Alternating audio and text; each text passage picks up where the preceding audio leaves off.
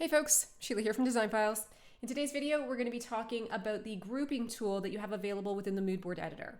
Now, the grouping tool is very, very handy, so it's something that you definitely want to learn how to use because essentially it's going to allow you to group a number of items together on your moodboard design, whether it's a simple concept board or a full room mockup, so that you can shift and scale them all at once.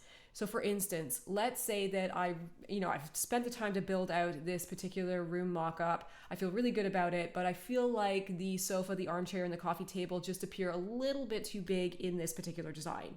So instead of me having to scale each individual piece and shift it, what I can actually do is I can click on the pillow here. I'm going to hold down Shift.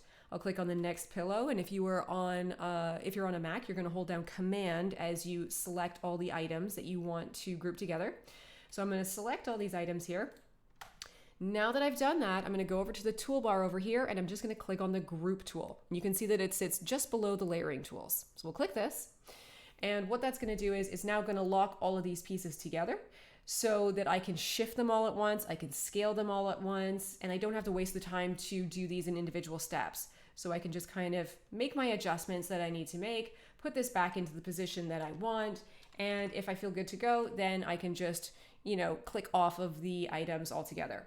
I can choose to leave them locked together if I want, or if I find that I need to make an adjustment to one of the individual pieces, I can just select that grouping on my design board, come back over to the toolbar, and you'll see that there is the option to ungroup these items. So I would click that, and then everything is ungrouped, and I can access the individual piece again.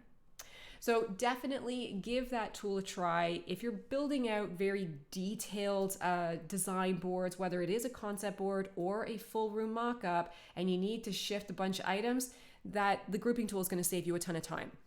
Now, if you do have any questions, feel free to reach out to us on the live chat. We're always available to help. Thanks for watching.